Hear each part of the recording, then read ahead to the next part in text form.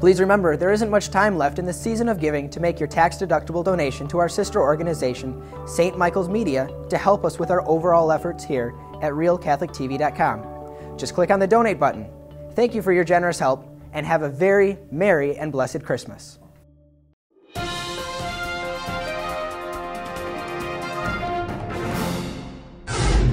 Hello and welcome to today's edition of Catholic News Roundup. I'm Matthew McAuliffe. Christmas Day raid. Iranian police stormed a church on Christmas, interrupting the church service to detain everyone in the building for interrogation, including children in the middle of Sunday school classes.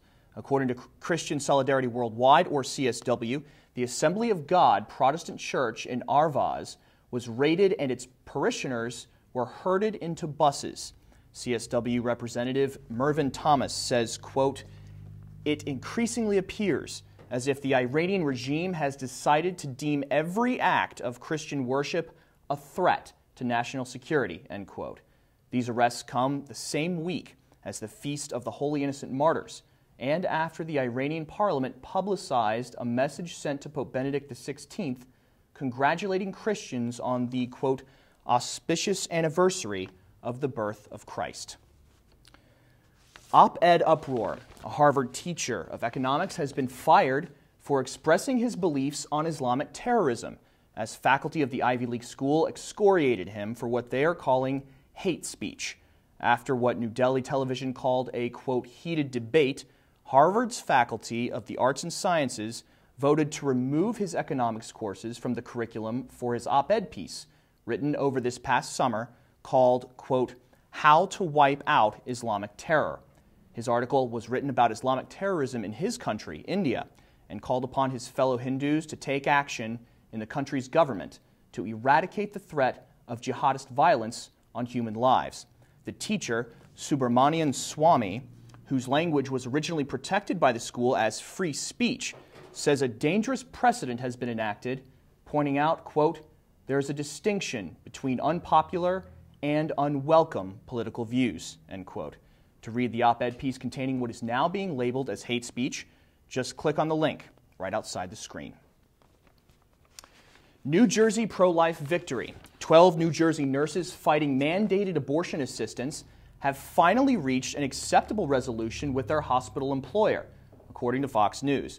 Their lawyer, Matt Bowman of the Alliance Defense Fund, says, quote, it is a victory because the hospital finally agreed to obey the law and not force our clients to do any work on abortion cases in violation of their beliefs. The hospital agreed not to penalize our clients in any way, end quote.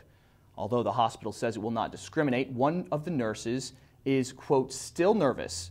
They would be transferred, have their hours cut, or otherwise be punished for having sued, end quote. According to the New Jersey Star-Ledger, officiating judge Jose Linares said he would continue to monitor the situation. Stay with us. We'll be back in just a few seconds.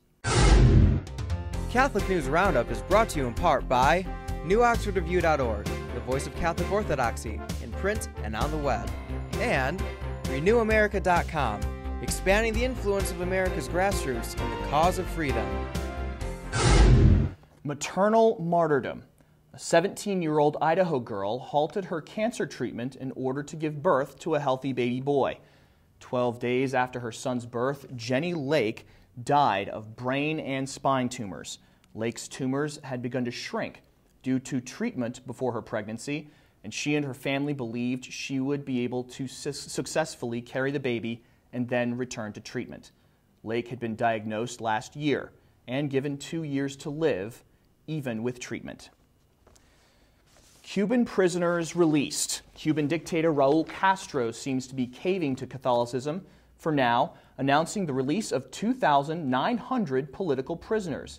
Castro said in a speech to the National Assembly that his decision was partially influenced by the upcoming visit of Pope Benedict, in tandem with the approaching feast of the Virgin of Charity, or El Cobre, her 400th anniversary as the patroness of Cuba.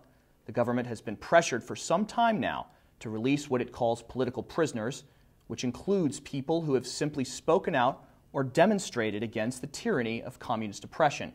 You may remember among those pushing for the release of the imprisoned are the Ladies in White, a growing group of Catholic prisoners' wives and high-ranking officials of the Catholic Church. I'm Matthew McAuliffe. Thanks for tuning in today. Be sure and tune in tomorrow for your daily dose of Catholic News Roundup right here on RealCatholicTV.com. And be sure to check out The Vortex, where lies and falsehoods are trapped and exposed. Thanks for tuning in. Be sure to tell all your friends about us. And as always, God bless you.